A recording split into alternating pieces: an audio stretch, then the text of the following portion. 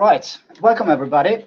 I am happy to see so many of you joining us here today, and I hope that you look forward to learning about our take on discrete event simulation in the context of operability simulations, and I have a look at how we in Global Maritime perform these. So the agenda for today is just to give a very brief introduction to our presentation of Global Maritime. We will be giving a short introduction to the framework of discrete event-based simulation. And then we will give a demonstration of our in-house GM OPSIM tool and showcase some of its capabilities. We will further discuss some practical use cases and also have a look at what insights that can be learned from a simulation-based approach. And if time allows, we will try to answer some of questions at the end. So on the right-hand side, you're able to submit questions or also submit a private chat message to the hosts today. I will be joined today by our lead software engineer, Mr. Matthew Bernstein. And my name is Even Roslund, and I'm a senior naval architect here in Global Maritime. So, Global Maritime. We are a well-diversified maritime consultancy company working with clients from the oil and gas through shipping, renewable energy, and aquaculture clients. We were founded in 1979, and we're currently present in about 14 countries and just shy of 300 employees. We're located in the location, as you can see here, and we are providing a wide range of services to our clients. So if you'd like to learn more about the services we offer, please do check out our webpage at globalmaritime.com. So the topic of today, discrete event-based simulation, that falls quite within the engineering and software, where we're having a merging of the naval architecture side, risk and safety, and also software. So discrete event-based simulations, what is this and what do we mean by it? So if we consider an operation as a series of steps or events that needs to be completed in order to successfully perform an operation, we can say that an operation is a series of discrete steps or events. Each event that will have a duration, and usually it will have some corresponding limits for when you can perform it and when you cannot perform it. So at any given point in time, you may or may not perform an event that is part of an operation. So as we say, it is usually limited by some external condition, and that is usually environmental conditions directly. Alternatively, some measure that is derived from the environmental conditions. We're talking vessel motions, state of a certain component, such as the gangway, or it might be a drilling riser, or it might be the weather forecast, it might be the availability of resources that you need to install. So in the context of simulation, it really means that we look at an operation as just a series of steps that we need to perform. At any given time, we may or may not perform these steps. So conceptually, we might be visualizing this as a graph showing the activity and delay of an operation as a function of time. So we have here showed an operation that consists of two different tasks. The operation starts up in the right, in the left upper corner, and then it ends in the lower right corner. So we start the operation at some point in time, and then we record when we're in activity, meaning we're actively performing the operation we do, and when we have hit a delay where some of the limitation have been broken. So this is then one realization of an operation. If we think about it, the actual execution of an operation, I mean the real life execution of an operation, that is really just one possible realization of this operation. What would have happened if the person responsible, for instance, for the loadout overslept and the whole operation was delayed 5 hours? Well, usually probably not that much, but you will be getting all your environmental conditions shifted 5 hours. And that may have an effect, especially for sensitive operations. So operational duration, that is really a stochastic measure, meaning that a given realization is random, but it should be falling within a determinable distribution, given that you have enough samples. So fortunately, when you're doing simulations, we're able to perform the simulation very many times, such that we're able to build a statistical basis to draw conclusions on the duration of the operation. So when we record the time it takes to perform a single realization of the operation, that gives just one data point. And then if we try to start the operation at several points in history, then we get the possibility for understanding the expected duration of an operation and also the statistics of this operation. And as we said, most limitations for the various events, they are limited by the environmental conditions. So then what we usually use is hindcast time series data, which is basically a very long time series of the weather conditions for a given location and for a given point in time. Usually you need about 10 to 50 years of this time series data in order to produce reliable results from such analysis. So what we do, to sum it up, we basically try to perform the operation as many times as possible within where we have available data. And then we record how long would the operation take and how much is delay. And this hindcast time series data, that is data that we usually get from a meteorological office and is in shy of direct environmental observations, probably the best and most accurate data you would be getting. So I will now hand the presentation over to our lead software engineer, Mr. Matthew Bernstein, who will give you a demonstration of our tool, GM OPSIM, running these analyzers, and also show some of its capabilities. And also, please remember to send in any questions you might have on the right here. And so we will try to pick a few and answer at the end, and hopefully we can contact you in private afterwards to see if we can bring some more clarifications to any questions that we didn't get a chance to answer today. Okay, Matthew, the stage is all yours.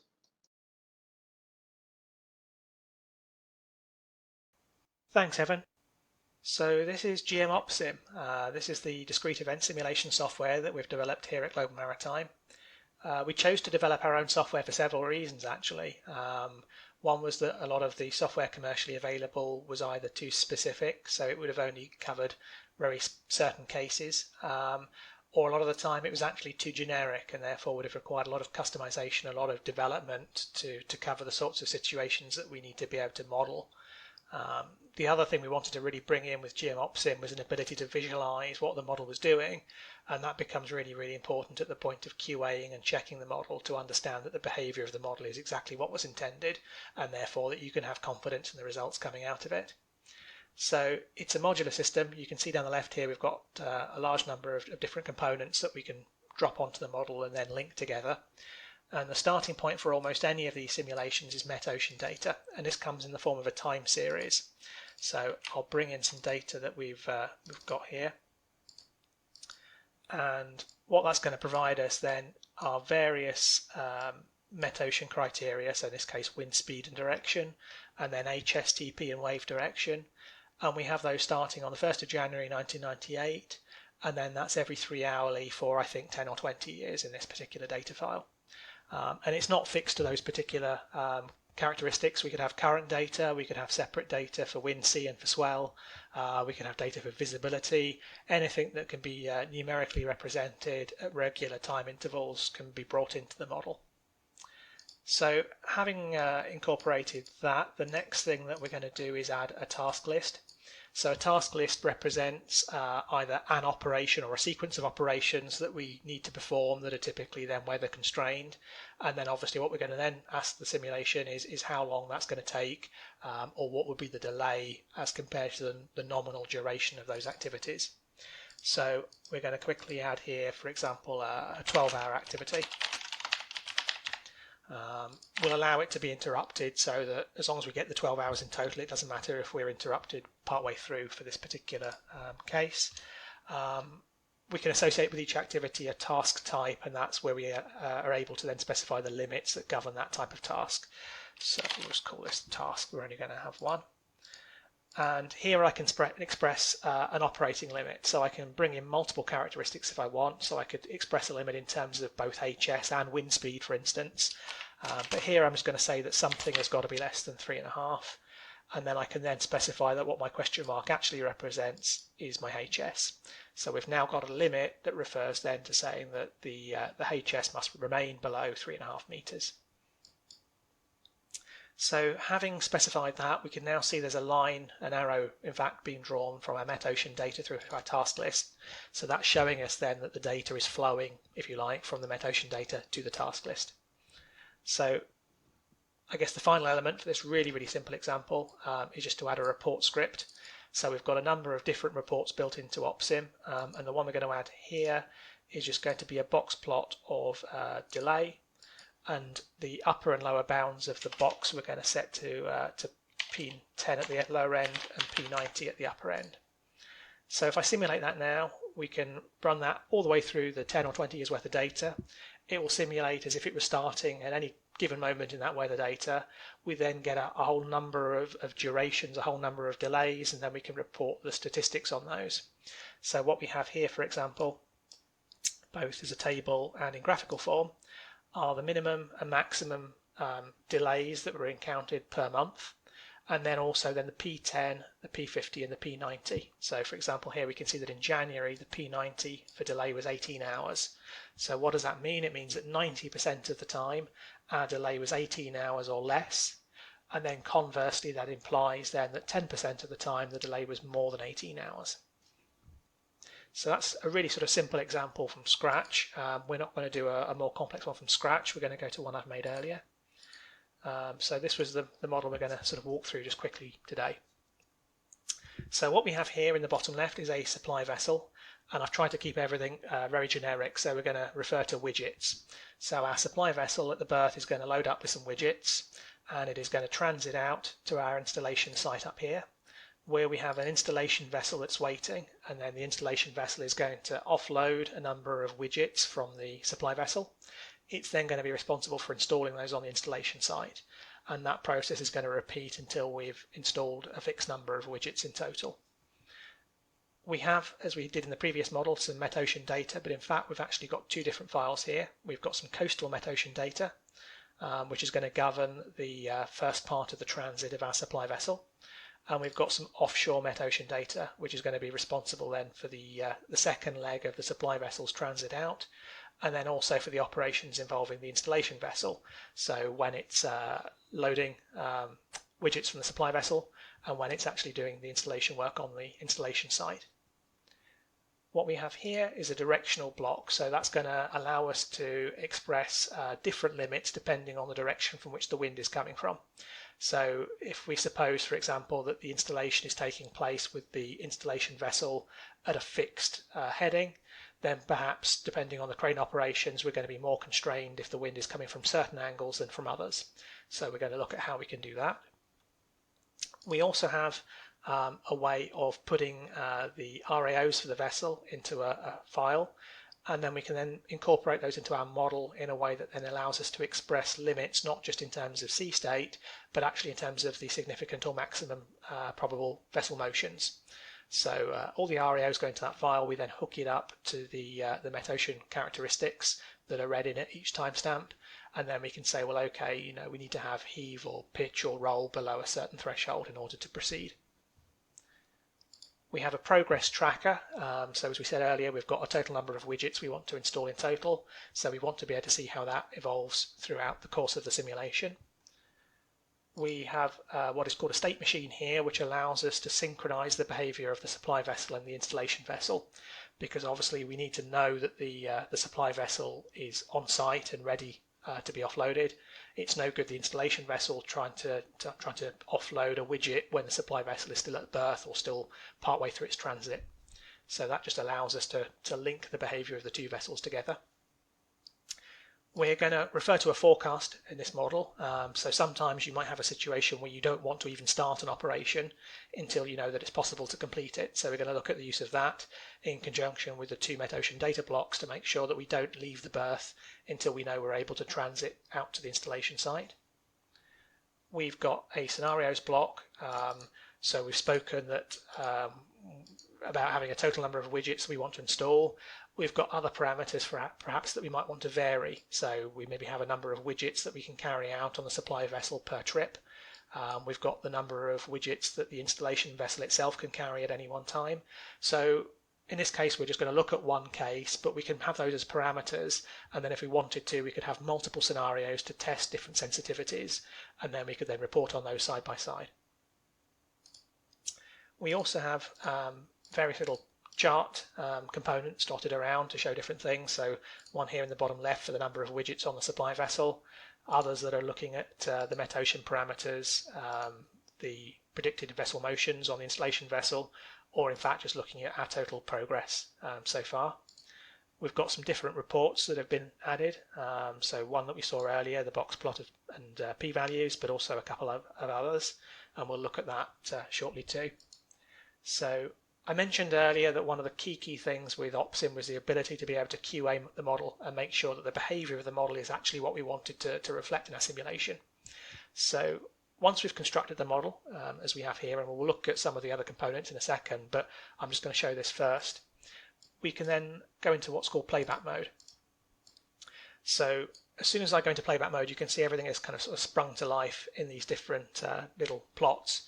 So in the bottom left here, we can see that we had a number of widgets that originally started at 0, and that's gone up to 8 over a period of time, because that represents the 8 that we're allowing the supply vessel to carry out per trip. And you can see, in fact, now the supply vessel has actually just sort of turned into a vessel shape, if you like, and it just started its transit out from the berth.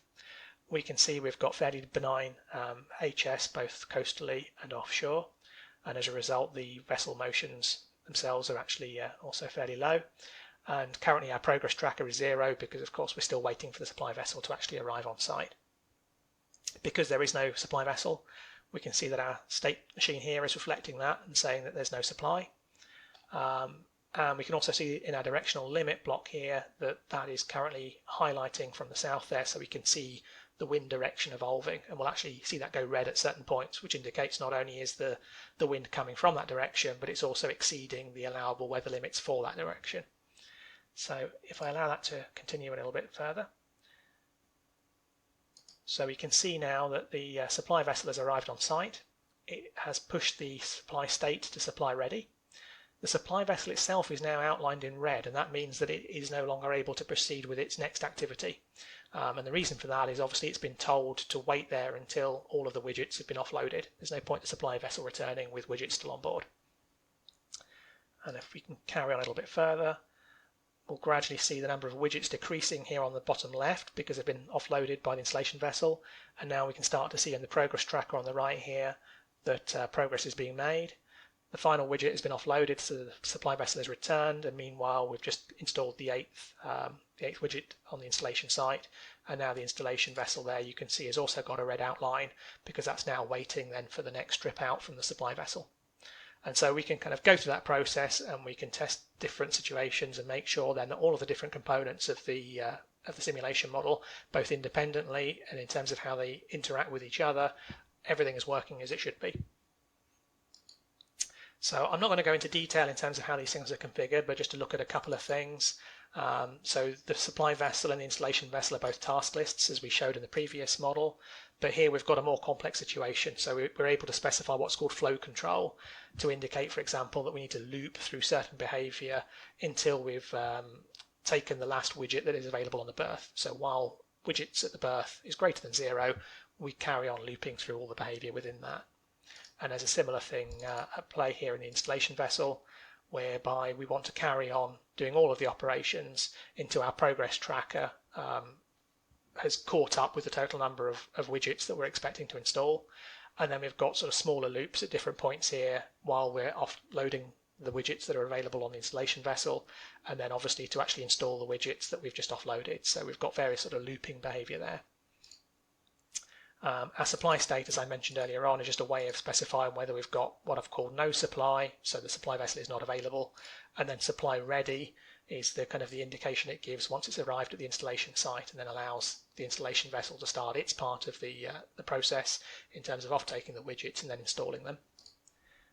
Our directional limit, we can specify any arbitrary sectors here we want, and then for each sector we can specify then what that limit's going to be. So you can see here if it's coming from the north, we've got to be below 15 meters per second, below 10 meters per second from the west, and so forth. So that allows us then to define custom sectors and specify the limit for each. In our transit forecast here, I mentioned we're going to sort of break out the transit into two legs. So we've got two legs of 6 hours, both where HS must be below 4 meters. But in the first case, we're referring to the coastal metocean data, while in the second case, we're referring to the offshore metocean data. And again, with forecasting, we can look at multiple phases and make sure that we don't start something until we know we can complete all of the different activities that we need to as part of that overall process. So once we've kind of been through the process of creating our model, we've QA'd it using the playback mode, then finally we can press the button on simulate, and as with our previous model, that's going to go through, it's going to run it from all the different possible starting points in the weather data. We're going to then build up a huge database of durations and of delays on which we can then subsequently report. And because it's a more complex model, that's obviously going to take more time than the previous one, so you can sort of see there's starting to appear a sliver of green now on the left, but we're not going to wait for that to run, because I think it will take about 10-15 minutes for that to complete. So we'll stop that, and then we'll just have a look at the results from one that I ran a short time ago. So if we open up our results file here, we can see the box plots in a similar fashion to the ones we looked at earlier on. So here we can see that the minimum duration in days is around about 9.5 days. So we've got the same figure there in every month, so we can basically see that regardless of the month, even in January and December, we've got a number of occasions where there's not really any delay per se. That's the nominal duration it takes as a minimum to do all the various transits and installations.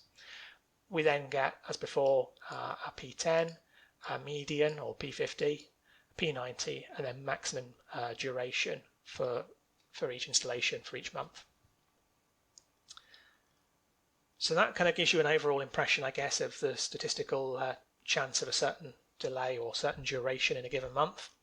But then, we're talking about operational decision support. So let's say we're looking at more specific dates.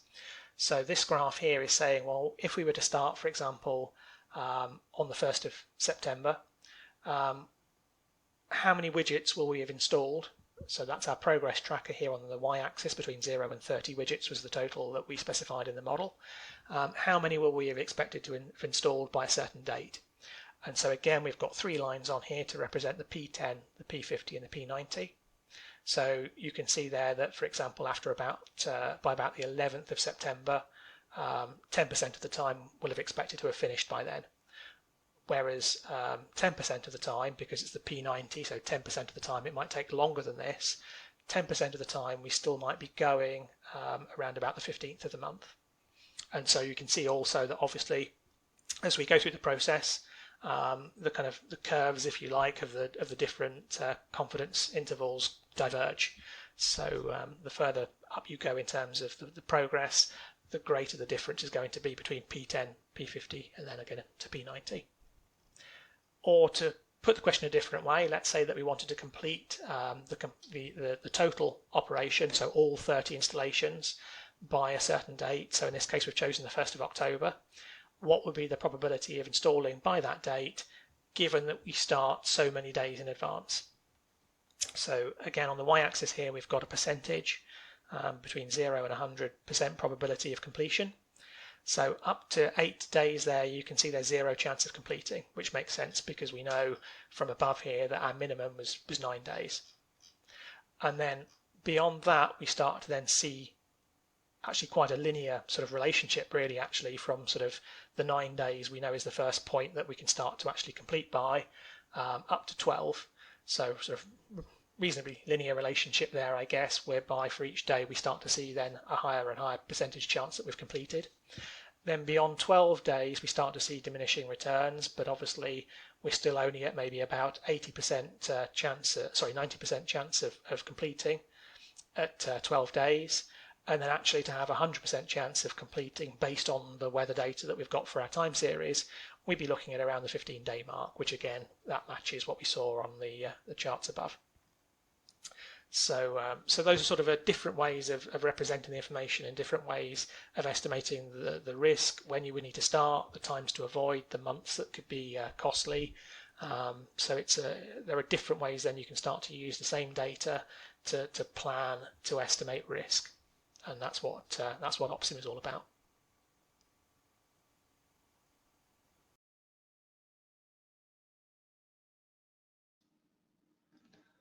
Okay, thank you very much, Matthew. I hope you guys have enjoyed the presentation so far. I will now be venturing into a few practical use cases just to kind of showcase some of the potential areas where you can really understand an operation using these simulations.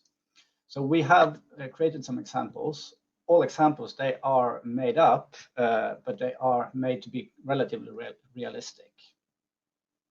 So the first example here is a gangway operability for a short-term repair. So that would be your typical short-term repair of, for instance, a wind turbine, or it might be an unmanned platform. Essentially any offshore installation where you would be transferring a repair or maintenance crew via a gangway. We then have an example showing or investigating what is the best installation order of two groups of items. And then we will end with an example on a wind farm installation campaign. So the gangway connectability, as I said, this would be your typical walk-to-work scenario where you have an unmanned installation and you need to perform either a scheduled maintenance or perhaps an emergency repair. So we have defined an operating schedule as I show on the right here. The duration here is in hours. So we first have an initial hour just waiting for finding the correct location point. We then have a crossing all the personnel and all the tools and all the required items over to the installation that we have set up for 2 hours. Work or repair or maintenance is planned for 72 hours. And then there's a return via the gangway for 2 hours as well, carrying back all that needs to be returned. We have put in here some limitations that the gangway that can only connect when the significant wave height is less than 2.5 meters. But once we are connected, we can, however, stay connected up until HS equal 3.5 meters. So in principle, the gangway is only needed for crossing from and to the walk-to-work vessel. But in this simulation, we have it installed whenever possible. And for some cases, you would probably prefer that as well, as you would have an emergency escape route for the personnel on board the installation. So the nominal duration of this operation, meaning just the sum of these hours, that's 77 hours. But what is expected duration of this repair? And what can we expect from the gangway availability? And more importantly, how does this vary with the seasons? Do we need to plan for more contingency in March? And how much more contingency must we plan for in March versus July, for instance? So having run the simulation, I've taken out the box plot as Matthew showed you earlier here, and also the numeric values for the box plot. So this was done for a location in the North Sea. So there isn't a very big surprise that the summer months are the best. So we can see here that actually in the 80 percentile case, we don't seem to be having any delay at all in June, July, and August, where we can see that the P80 value for the duration is the same as the nominal duration. We see that there has been a few cases with much longer delay, but that seems to be very much an outlier in terms of the statistics. We see also that September, in the P50 median case, we are also not having any delay, but we see within the 80% of the cases, we are experiencing 132 hours of duration, meaning we are almost twice as long as the nominal duration. Regarding the question on March versus June, we see that we have the P50 value for the duration is 131 hours. So that means we should really be planning for quite a bit of contingency in March. And if you were to have to perform an emergency repair, let's say in January or February, well, you better bring extra food and sleeping bags for the crew, because there is quite a big probability that they will not be getting off the installation very soon. So you should perhaps be looking for other ways of inserting and extracting them from the installation. So looking on to the gangway, if we take the year as a whole, we can see that the gangway is only connected in about 38% of the time, and it's disconnected actually in approximately 62% of the time. Breaking it down into months, we naturally see a bit more nuanced picture, where we can see that in the summer we have over 90% availability, but as in the winter months we're somewhere between 10 and 20% availability. So as I said, for scheduled maintenance, doing that from May until August, that will be quite efficient. But if you need to perform emergency repairs in the fall or in the winter months, you should ideally be looking at some other method of getting a crew on board the installation. Right, item installations. We have set up examples to show how operational decisions, or how this framework of analysis can be used to make operational decisions for what would be the best installation order of two groups of items. So we have two groups of items, Group A and Group B. Both groups will fit on the installation vessel, so they can be installed in one offshore campaign. So Group A consists of 3 items, which can handle a bit of environmental condition, HS 2.5 meters, and a wind limit for 10 meters per second in the actual installation phase. And then Group B is just a single item, but it requires, it has quite some strict limitation on the environmental criteria. So for demonstration purposes here, we've said that the installation location for Group A and Group B is such that the transit time between them is also equal to the transit time to shore and to the mobilization base, such that when you have them all loaded on board your vessel, it will be the same if you go first to A and then to B, or if you go to B and first to A in terms of transit time. But the question then arises, which group should you install first? So one could argue that you should start with Group A because that's the longest one. So any delays in this one, you will have a bigger probability for delay, and thus you would be pushing Group B further into the fall if you were to perform it in summer, for instance. Or you could take the argument that you should really start with Group B because that has the strictest limitation. And once you're done with that, Group A could probably be easier to be installed later in the fall. So having run the analysis here, we have done one set where we first went to location A and one set when we first went to location B. So the first thing that comes to notice is that the box plot, they look relatively similar, but we see there are some smaller differences. So for instance, in June and July, we're able to see that there are basically no difference in if you go to location A first and then location B, or if you do it the vice versa. The P50 or the median and also the P80 are more or less similar. But if you were instead to come into August, you would see that you have almost a day in difference between going first to location A and then to location B in the P50 case. And in the P80 case, you're having 5 days in difference between those two cases. So if this was an operation that you were planning to do in June or July, it wouldn't really matter if you go to location A first and then location B. But if this was an operation that were to be performed in August, I would recommend to go to location B first and then A, because doing it the other way around would expose you to more environmental risk than you need to take. But there's also a very interesting trend here. That is, if you look at the numbers for October, we can see that actually in October, the P80 results indicate that it's much better to go to location A first than to location B. Because what we can see here is that actually there are close to 7 days lower expected P80 value for going to location A than location B first. So when the question comes, should you be going to location A first or should we go to location B first? Well, the answer is, well, it depends. It really depends on running the analysis and looking at which months you're performing it in, because it may or may not be better to go to location A first or location B, depending on the month. So this just really showcases how this framework of performing analysis can help in making better operational decisions for how to perform an operation.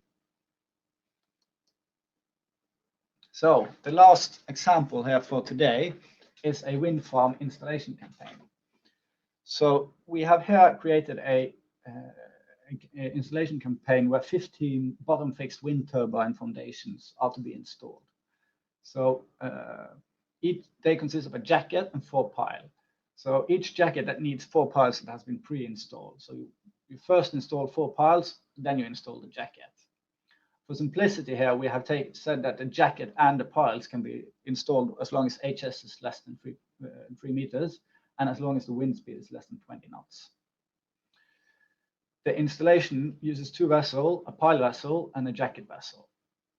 And the piling vessel, that can only take 4 piles on each trip, while the jacket vessel can take 2 jackets. And here is where we've made it quite a simplification just for showing, getting understandable numbers. Installing a pile, that takes 3 hours, and installing a jacket, that also takes 3 hours, and then we have about an hour for transit time. How much time will then each vessel spend on installing all 15 jackets?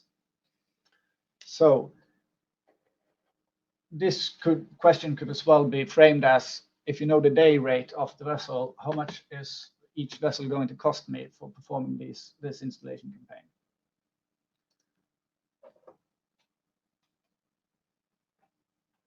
Running the analysis, we see here that I have taken out, first and foremost, I've taken out a bit simpler view here, where we've taken just the mean or the average duration.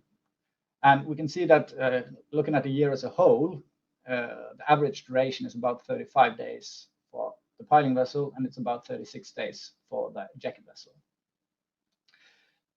In reality, you would probably be performing the installation closer to the summer months. So if we take the typical July, we can see that we have about 27 days installation for duration for the piling vessel in July, and almost 28 days for the jacket vessel in July. But so if you then were to have the daily rates for the vessel, you could easily calculate what would be expected costs. Actually, in OPSIM, we have the possibility for including the costs of performing tasks, such that we can actually estimate the cost directly and have that as a result directly out of OPSIM. But we can go one step further, and we can try to do some sensitivities here. And then we can say, okay, what if I were able to increase the size of just one of the vessels?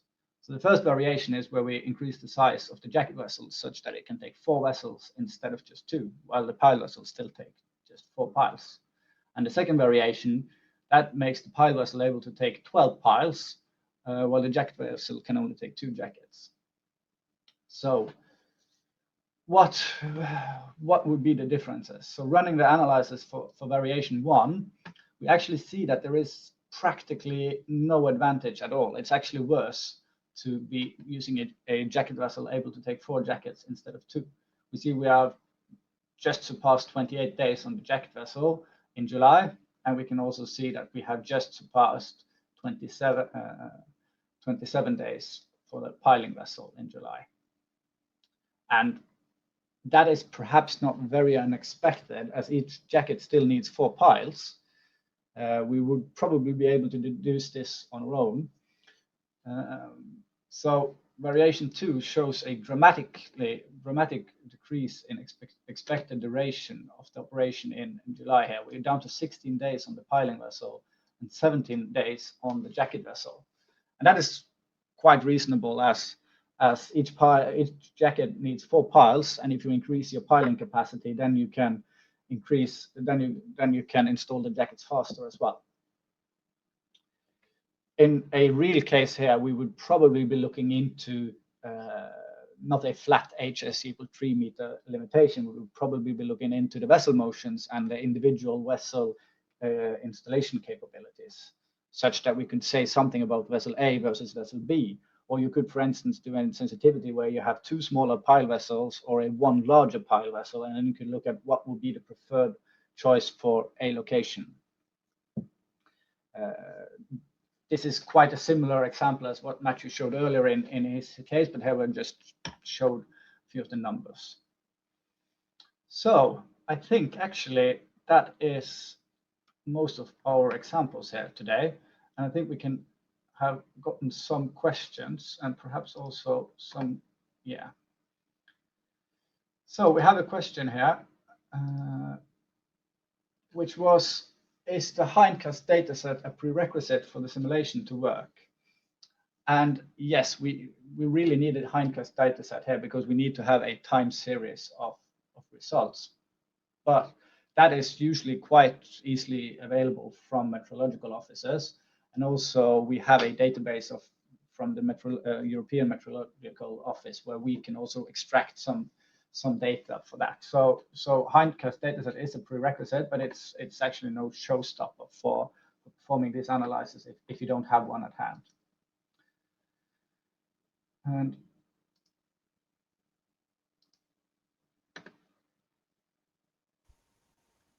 And we also got a question here on if the system take into account the weather forecast or just historical weather data. Well, that depends a bit. I think it's quite a hard question to take here on live, and I will come back to you in private on that one, I think, because it really depends on how you view the forecasting system. So I can send you an email later on with a reply on that one. Okay.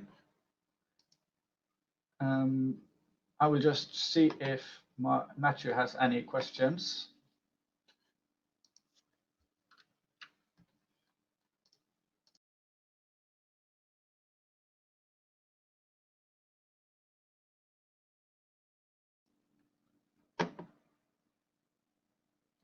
Okay, Matthew reports he has some mic problems, but we will try to come back to you with those questions after the webinar is finished. So all that remains for me then is to thank you all for dialing in and listening to us. And if you have any further questions, if something has piqued your interest, please do not hesitate to contact me. My contact information is here. On the screen, it's even.rosenlund@globalmaritime.com. So I hope to hear from as many of you as possible, and enjoy the rest of your day.